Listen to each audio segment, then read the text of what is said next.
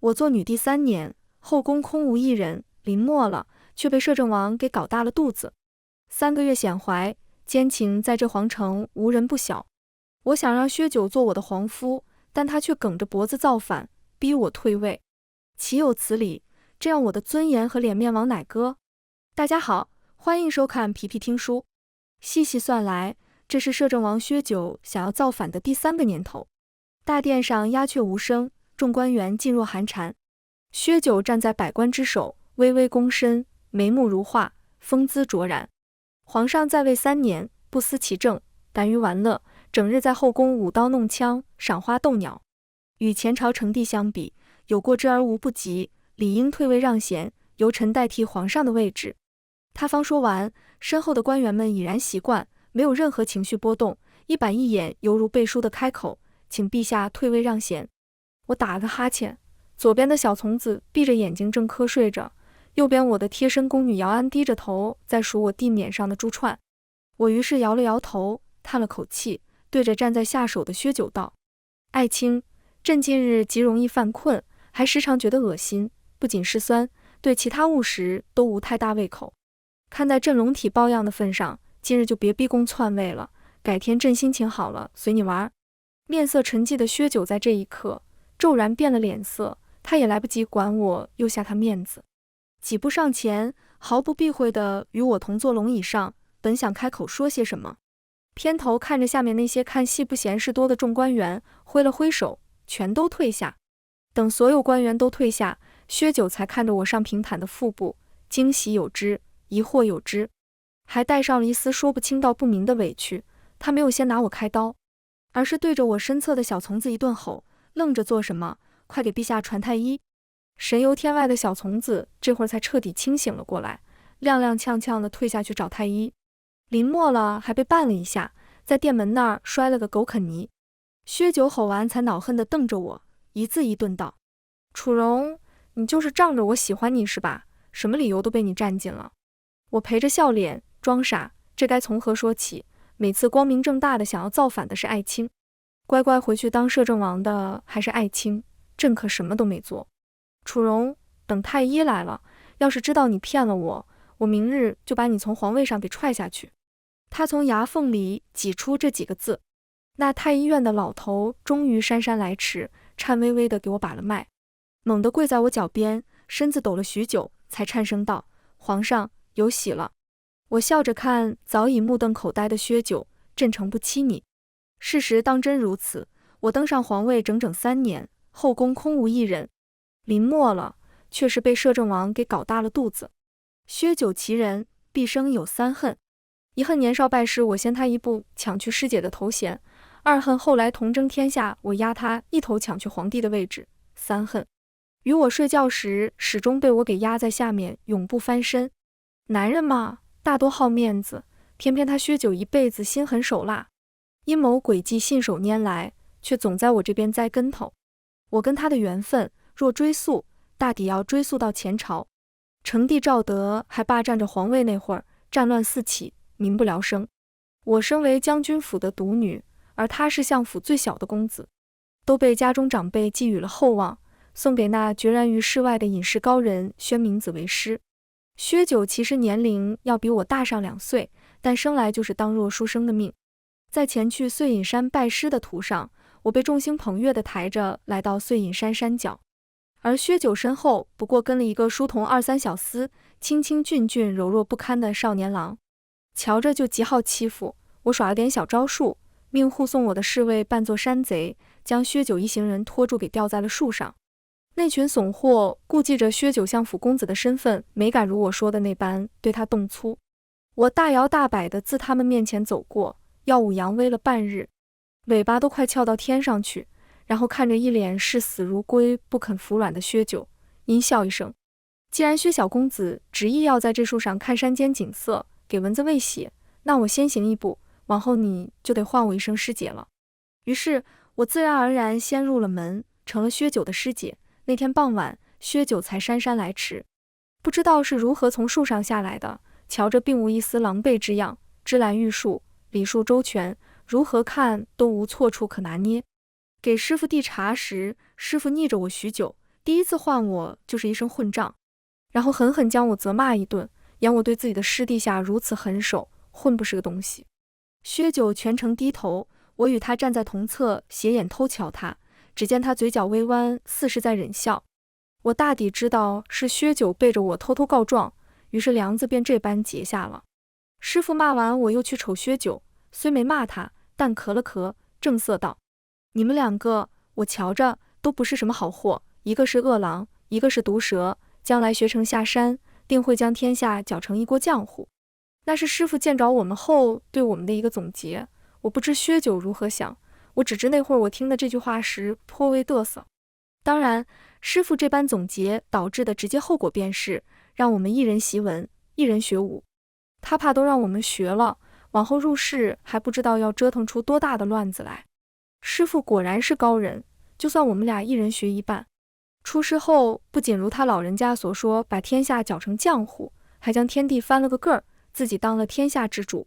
后来我同薛九吹嘘说我是恶狼的话，一口就能将你这条毒蛇给咬死。他冷笑回嘴：“你将我咬死，蛇的毒进入你体内，你离死期也就不远了。”我见过蠢笨的，没见过比师姐你还要蠢的。第二天我未曾上朝，薛九替我上了朝，他要我安心休养生娃，别再天天折腾胡闹。我向来是个没什么脑子的人，只会领兵打仗，排阵布局。薛九无数次讽刺过我，若是真让我大权在握，迟早得被有心人坑死，指不定临死还会帮人数钱。我也乐得将一堆烂摊子全都扔给薛九，只因为我霸着皇帝的位置不放，在乎的从来都是脸面，并非实权。薛九的野心比我大上不少，他两样都想要，却偏偏被我夺去皇帝的位置。于是我时常劝薛九，这权势与脸面不可兼得。薛九下朝那会儿，我正在御花园将那把大刀舞得虎虎生风，将御花园里的花给毁得七零八落。薛九正因为西北的叛乱烦心，瞧着我如此，当即发了怒。他站在我身后看了我几秒，抄起案上的茶壶就朝我掷了去，我自然轻松躲过。楚荣，你给我住手！薛九向来不动怒，一动怒是个人都要颤得三颤。然而我不是人，或者说不是个正常人。我向来是不怕薛九的，但我也深知大丈夫识时务者为俊杰，该认怂时还得认怂。于是我将大刀随手扔在地上，一个猛扑就把薛九给往后扑的一个踉跄，直直栽倒在身后的花丛里，花瓣纷飞，映着我身下郎君面容更盛。我情不自禁的就要凑上去亲一口他的小嘴儿，然而薛九颇没有情调的伸手一挡，不让我得逞。从我身上下来，他压低了声音，我知道他这次真的动了气，极不情愿的从他身上下来，在他面前站好，嘴里尚在嘀咕：“亲都不让亲，脾气什么时候那么坏了？你知道你现在怀孕吗？你耍刀不怕把孩子给耍掉下来？我今天心情不好，你还妄图想调戏我？”薛九三连问，让我头有点大。我自是不满，和他接着犟：“我的武功天下无敌，自然身体也不是常人能比的，怎么可能把孩子给耍掉？”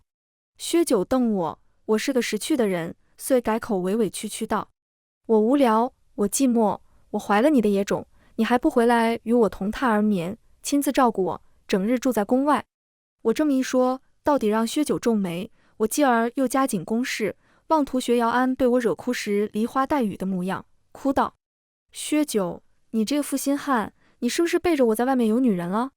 事实证明，永远不要挑战薛九的底线。我虽是皇帝，却是个没有实权还颇为憋屈的皇帝。于是薛九很明智地将我禁足，为了防止我跳窗户翻墙，从里到外密密麻麻布满了眼线。后来小从子看不下去，偷偷在我耳边道：“姚安姐姐哭时招人疼得紧，陛下你哭起来活像狒狒在撒泼，奴才估摸着摄政王是受到了惊吓，才将陛下给禁足的。”于是小从子被我很明智地拖下去打了板子。薛九是个记仇的小人，这一点向来毋庸置疑。他并没有因为我的混话真的住进宫里，甚至这几日见上一面都难得很，日日都有人盯着我的生活起居。我最初也知道自己犯了事，乖了一阵子，到后来薛九数日没肯来宫里见我，我愈发确定了这个狗男人背着我在外面养了狐狸精。我为了让薛九来看我，又开始瞎折腾，先是闹绝食，然后将白灵系在房梁上，大骂摄政王薛九狼子野心，控制本皇，意图篡位谋反。朕愧对列祖列宗，愧对天下百姓，当以死明志。我说的振振有词，站在凳子上，手上还抓着准备用来上吊的白灵。完够了没？薛九的声音如我预料般在我身后响起。我当即变了词，哭哭啼啼道：我不想活了，你让我同肚子里的孩子一起死算了。薛九绕到我前面，将我那系得并不结实的白灵轻轻一拽，就被他轻而易举地拽了下来。完够了就下来。他对着我伸出了手，我的目的达到，自然颇为识相，握住了他的手，从凳子上下来。薛九无奈叹息，前朝的废王赵宇囚禁在大牢，被有心人劫走妄图以他的名义复国。西北有人叛乱扬言女子称帝，人心难定。这朝中虽有大部分是我的人，却也有人狼子野心，图谋不轨。他替我扶了扶乱掉的发髻，神色也温柔了下来。阿荣，最近事情太多，你给我乖乖待在宫里，等我忙完了自会来看你。薛九同我师成一处，谋略算计皆是一等一的，不然如何能将这天下尽数握于手中？我自然不会担心薛九的能力问题，如今也并不是追究这个。但我在意的不是你有没有时间来看我，我在意的是，那么多年了，我们该睡也睡了，孩子都要生了，虽不至于爱得死去活来，但好歹也是如胶似漆。你什么时候搬到宫里同我一起住？我登基以后，明眼人都知道我与薛九的奸情，我也有意让薛九当我皇夫。但薛九许是因为皇帝的名号被我抢了去而记恨在心，不愿与我同住一处，甚至时常造反，逼我退位，当然都被我以各种头疼脑热搪塞过去。他在宫外置了摄政王府，平日与我温存，不是趁夜偷摸进宫里找我，便是我滥使职权去他府中寻他。曾经为人臣时偷情也就罢了，如今当了皇帝还要偷情，这使我颇为不爽。薛九近几个月除了又折腾一次造反，知道我怀孕以后只陪了我数个时辰，既不让我睡，也不让我亲，真冷淡的紧。如此美郎君在外面不知道得被多少人惦记，我必须让薛九搬到我眼皮子底下过日子我才放心。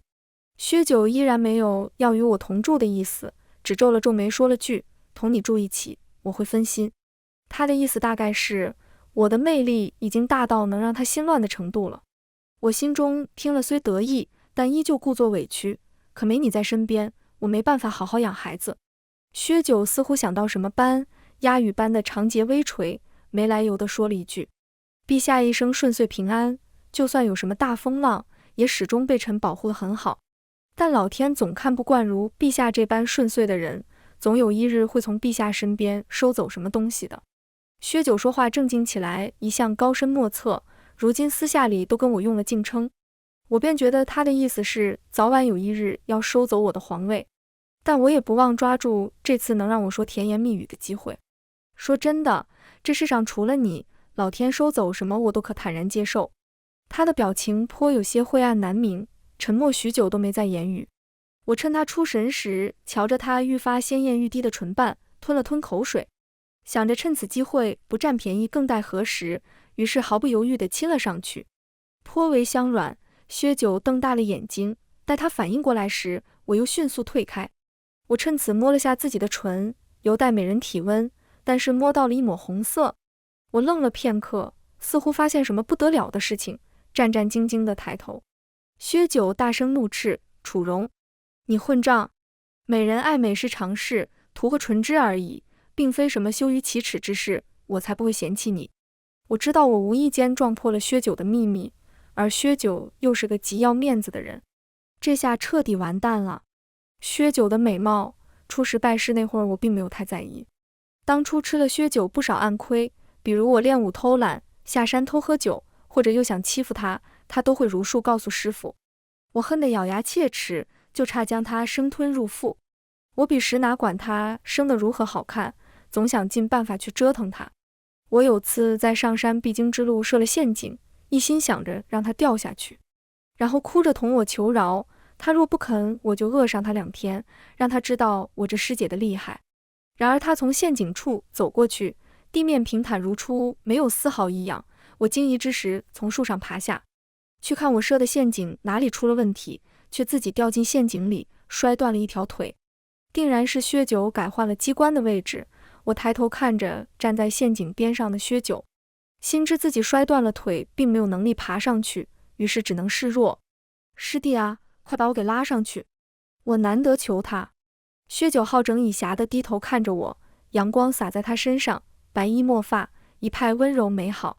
我恍然间知道我这个师弟啊，的的确确是个玉面星眸的美人。年少情动，兴许就是在这一抬手一低眸间。他说，只要师姐同我认错，并且以后不再折腾幺蛾子，我就让师姐上来。我向来贯彻能屈能伸的宗旨，认错认得颇为乖巧，委委屈屈地瞧着薛九。薛九最后还是将我给拉了上来，他这么个弱美人，拉我定然费了不少力气。我趁此机会，在他拉我上来的那刻，猛地反扑，将他整个人压在我身下。我没揍他，就只是色眯眯地盯着他瞧，保持着这么一个暧昧的姿势。你提的要求，师姐全答应你，不过你也要把你师姐伺候好了才行。薛九许是第一次知道我不仅是个无赖，还是个色胚，一双耳朵瞬间红了。那次下场颇为惨淡，我被薛九推开后，薛九便将我扔在原地。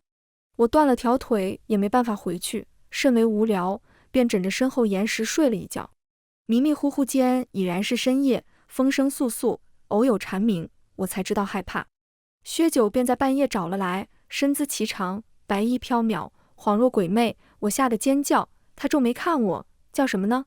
我听到他的声音才安下心来，任我武功多高，性子多野。那时我也不过是个初出情动的怀春少女，薛九这一来，生生就让他的形象在我心里愈发高大起来。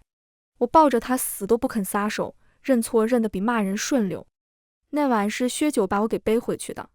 山路蜿蜒，我趴在薛九背上，闻着他身上的美人香，恍然觉得他能背着我走很久很久。后来我再也不针对薛九了，只时不时的偷亲偷抱。他是个矜持的少年，因而那会儿我没有能成功把他给骗上床。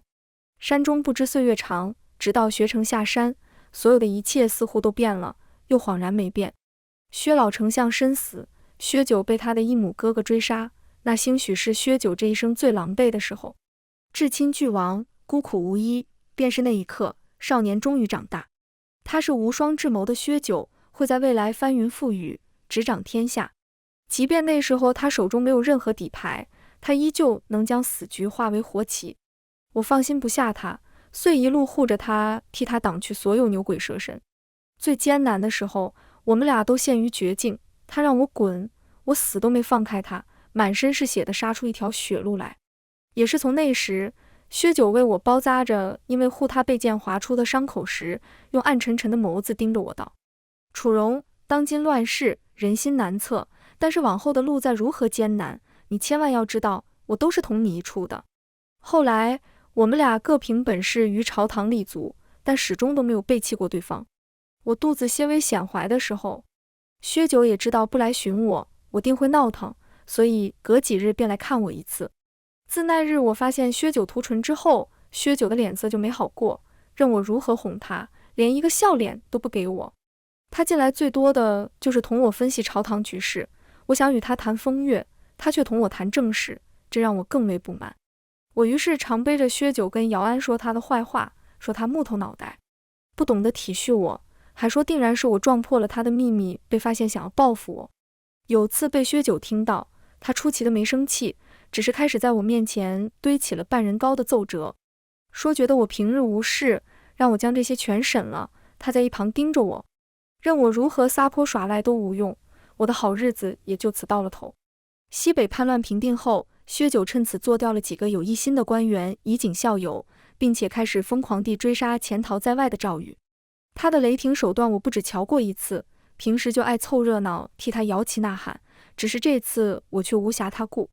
今日我实在提不起兴致，便同薛九说肚子里的小崽子在踢我，我浑身都疼，才避过薛九的一番折磨。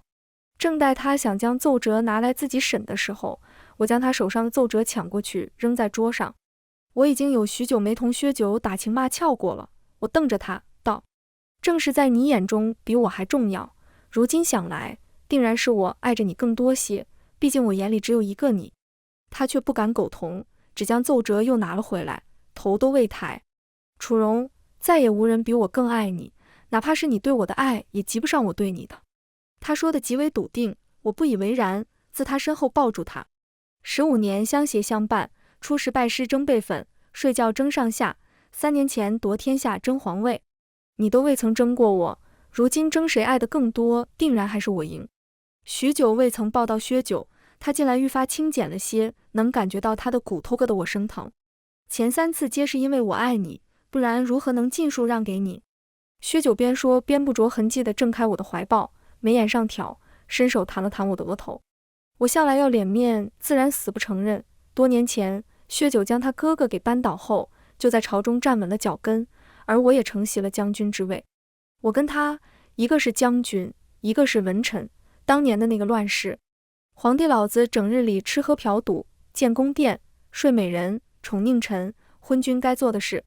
这老混账一个没落，总之没有一日是专心政务的。于是百姓怒而起义，脑子不甚好的忠臣撞住死谏。像我同薛九这样极聪明的奸臣，自然不可能拿自己的小命开玩笑。小黑屋一关，开始一同在床上共创大业，密谋造反。我们一个控制军权，一个控制朝堂重臣，一文一武内外呼应，配合得相当默契。也因此我后来时常背着薛九跟自己的亲信称呼薛九为贱内。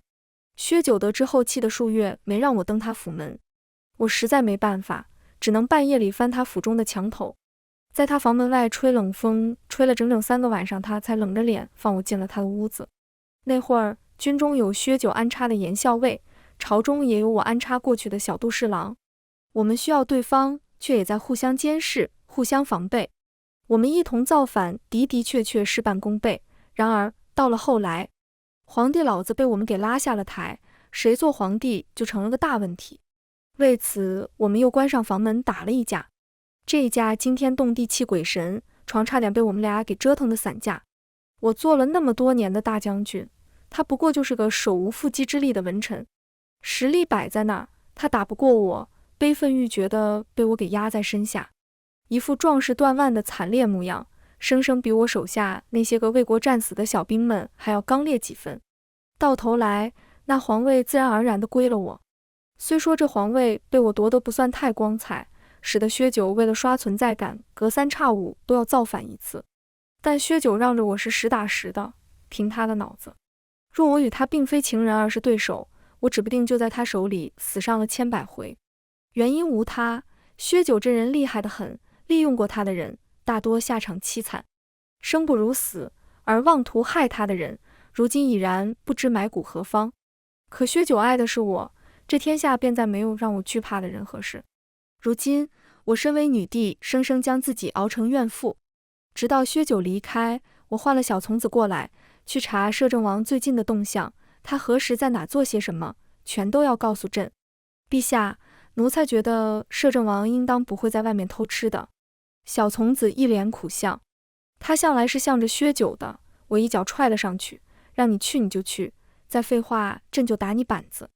小从子的上觉得我又是在胡闹，可当他也退下去以后，我才将原本的嬉笑神色敛去。薛九向来心思缜密，有条不紊，如今处理朝中大事却颇为急切，似乎想要用最快的方法去肃清朝堂。而他让我处理政务，便是在逐步放权。他不愿同我亲近，还时常说些让我不甚明白的话。我有一种直觉，薛九他可能是不想要我了。有时候表面的若无其事，不过就是在试图粉饰太平。现在想想，小从子是薛九的人，前朝时小从子还是个孩子，因为得罪了宫中贵人，要被实施杖刑，被入宫议事的薛九一句话救了下来，成了薛九宫内的眼线。他是个忠心耿耿之人，对我的忠心全是因为薛九。薛九若要瞒我什么，他自然不会同我说实话，而我怀疑的一切也都有个爆发的契机。薛九如今的所作所为触碰了不少人的利益，有人想杀他，如今他身边暗卫遍布，自然不是那么容易就得手的。但他偏偏受了伤。我得知消息的时候，挺着个肚子就去了摄政王府。听小从子说，薛九下朝的路上，有人撞上他的轿子。侍卫本该将人即刻给扔出去，不料那人手中却拿着废王赵玉身上的玉佩。薛九当真将人叫到跟前问话，极近的距离。那人将玉佩递出的同时，也将藏在袖口的短刃刺进他的身体。薛九是个极惜命又谨慎的人，这不该是他会犯的错误。我进了薛九的府邸，彼时他正倚在床头看书，墨发披散，唇色依旧红润，神情如常，除了微微敞开的外袍下已然包扎好的伤口。他没心没肺地同我笑，说他没事。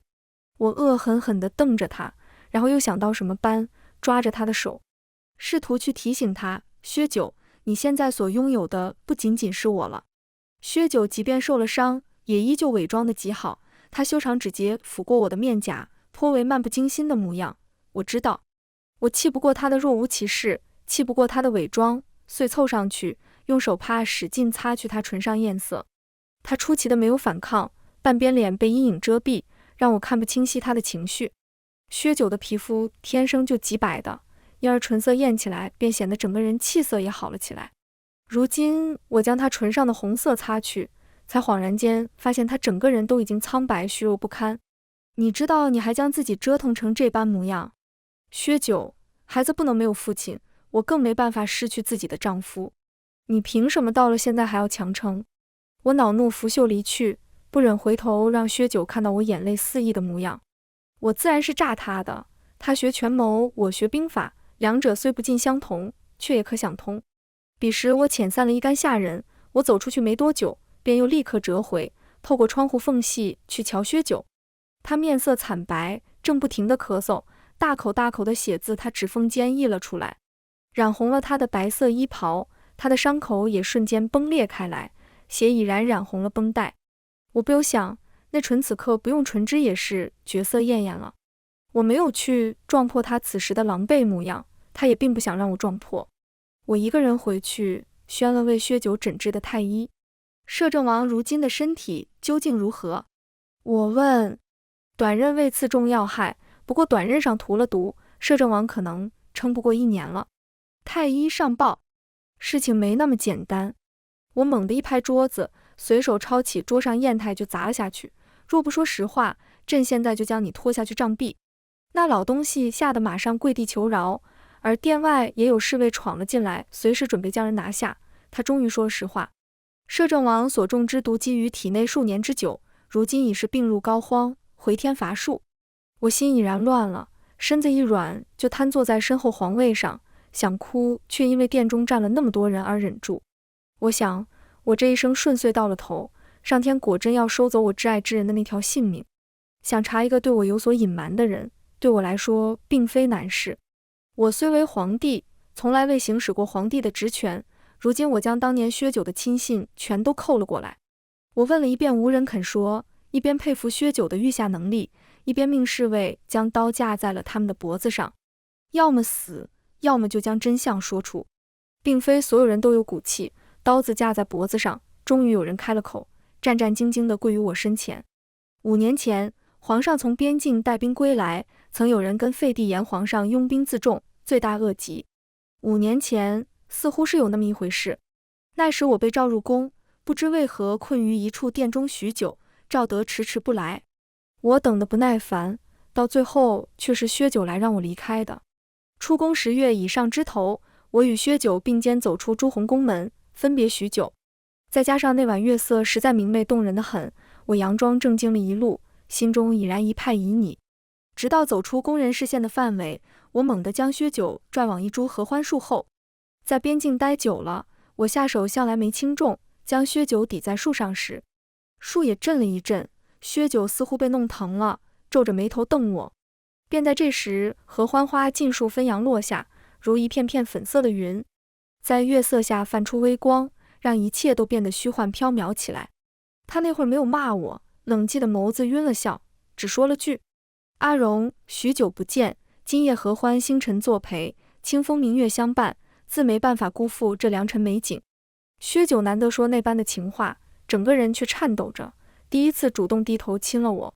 我当时还觉这死脑筋开了窍，如今细细想来，他当时心下定然是恐慌的。那会儿的他应当比谁都需要我，因为就在那个清风明月相伴的日子，他为了救我，葬送了他的前路。他看不清未来，看不清终点为何方，他唯独剩下的只有我。可恨那时的我什么都不知道，还在他留给我难得的温柔里沉醉不知今夕何夕。多年后，我才从他人口中得知，那日赵德本想逼我喝下毒酒，本想着借毒酒控制我，让我无法生出反心。薛九用命为我作保，替我喝了那杯酒。他隔3年便要服下一次解药，否则药石罔顾，必死无疑。3年前，他服下了为期3年的解药，而后逼宫造反，最后赵德被杀死。他临死前毁掉了所有解药，没给薛九留下任何生的希望。薛九对我隐瞒了这个消息，他没有保住自己这条命，也不想让我知道是因为我才让他沦落至此。他怕我知道了定然会自责难过，悔恨一生。他在我登基后造反了3年，却从来没有真的想夺走皇位，只是为了让我觉得他尚有能力与我争皇位，尚有能力在我面前蹦跶。直到3年的期限到了，解药的药效快到期了，毒再也没办法压制住，他要死了。他不惜拖着病体也要布下一个局，让我以为他是因为遇刺才中毒，让我以为一切都只是一场无关于我的意外。我最多遗憾，最多怀念心伤，断没有其他多余的情绪。他连临死都在为我打算，但我到底还是知晓了，一切的疑问都有了答案。他涂唇脂是为了掩去病容，他远离我是怕我发现他身体的异样，甚至他放权也只是让我知道该如何去做一个好的帝王。他将所有的一切全都铺好，然后他就可以安安心心的离开。当真好算计。我在得知此事的第2日，派人将薛九扣到宫里，为了让他无处可去，一把火烧了摄政王府。我曾经是个将军，手段自然要比他野蛮得多。他尚不知我得知真相，只以为我知晓他中了毒，命不久矣，所以才将他给绑来我身边。他这次终于卸下伪装，黑发披散，一脸病容，就连同我笑起来都虚弱苍白的紧。我含着泪轻轻搂住他，低声道：薛九，我全都知道了，所以你莫要再瞒我了。阿荣，15年已经够了，莫要强求。他安慰我，安慰的理所当然。远远不够，我与你一辈子受制于人也罢，这段感情永远见不得光也好。用你的一条命换来的江山，换来的一生顺遂，有什么用？我忽地对他大吼，直起身后退，在一个我自认为安全的距离蹲下身抱住了自己。薛九才明白过来，再也没办法瞒我，他向我一步步走来，轻拍着我的背，并没有安慰我，而是慢声道：我若不是中了毒，不知何时会离开，我不可能把皇位让给你。江山权势我要，最爱之人我亦要。我从来都不是什么善人，能够傻到将一切拱手相让，只是我会先离你而去，我何该把天下最好的东西捧到你手上。昭顺4年，我生下了薛恒。那日雨下得尤其大，我不知道薛九拖着病体在殿外站了多久，只知道在婴儿第一声啼哭响起时，他推开门，小心翼翼地走到床边。我体质向来好，如今生个孩子也生得颇顺，并没有受多大苦。我看着脸皱成一团的小崽子，心下嫌弃大于喜爱，可薛九却欢喜得紧。这一生，我从未见过如此模样的薛九，想逗孩子，却又担心将他给弄哭，怀里小小一团于他来说恍似珍宝，笨拙小心又隐隐含了万般柔情。我想，如果他能再撑个数十年，定然不会如此。以我对他的了解，他会同我一样嫌弃这丑孩子，他会有大把的时间去等他长大成人，有大把的时间去教会他成为一个好的帝王，自然会将他仅有的温柔全部给我。只是如今他没办法等他长大了。薛九给孩子起名叫薛恒，就是让他懂得制衡，这是作为一个父亲他唯一能留给孩子的了。如今的薛九削瘦苍白，遍布风霜，但他哪怕病重，依然是个美人。走几步便歇歇，身上帕子常备，咳嗽常常就能带着血一同咳出来。我通常是边帮他拍着背，边嘲笑他愈发像个病西施。我比往日里还要没心没肺些许，趁他没有招架之力，将他的权力尽数收了来，对外愈发有皇帝的模样，还总是在他面前耀武扬威，就是让他知道没有他我一样过得很好。薛九将大把的时间用来陪薛恒，我羡慕这小子一出生就能被他爹疼。想当年我为了得到薛九，花了几年时间才将他给收了。1个月后，薛九还是离开了。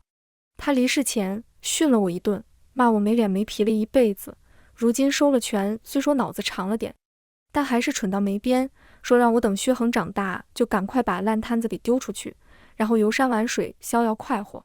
后来许是骂得乏了，眸子转向窗外，看着那在雪中盛放的梅花道：毒蛇动了情，所以情愿为所爱之人拔去带毒的獠牙，也情愿为他被人抓住7寸。阿荣，死到临头，我到底是赢了你一次。他说完这句话就再也不动了。我走上前才发现他闭着眼睛睡着了，再也没醒来过。其实的确他爱的远比我多得多。当年他初入朝堂，腹背受敌，在得知我于北境陷入险境时，不顾朝堂险情，哪怕因此被参上一本断送仕途，也要冒险前往北境去寻那会儿没什么家国情怀，打不过就跑，躲在小县城玩乐的我。我回朝中后过得颇为不顺，连着几次被人深奏，针对我的文臣不在少数。而他即便被人抓住把柄，赌上自己的性命，也要起走险招为我除去所有与我对立之人。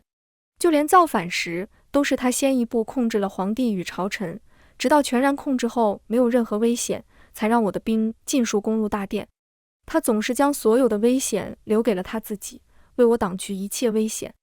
他心中有大业，有万里山河，但这些与我比起来，都显得微不足道。我同他争辈分，争权势，争皇位，睡个觉还要争上下，到头来还在争谁爱的比谁多一点。可惜最后一次我却输了，输得极惨，生生把我最爱的那个人给输没了。薛九没有帝王之实，但我依旧用帝王之礼将他厚葬。他一生所求皆给了我，在他死后，我想让他全了这份愿望。棺椁运往皇陵，这个人的一生到底如烟散了。彼时外界大雪绵延，无边无际地覆盖住重重殿宇，我没有勇气去送他最后一程。我站在高楼上目送他的棺椁离去，只恍然间在雪中看到了当年初出拜师的薛九，正踏过满地洁白向我缓步走来。上是个白衣黑发、清俊柔弱的少年郎，他在我不远处站定，对我微笑，然后整个人便化作风雪寸寸消散。我抓不住他，挽不回他。在那一刻，我终于明白过来，薛九终于永永远远地离开了我。自此，山河长青，岁月久安，世上再无人能满怀温柔地唤我名字了。全文完，皮皮听书，感谢您的观看，我们下个故事再见。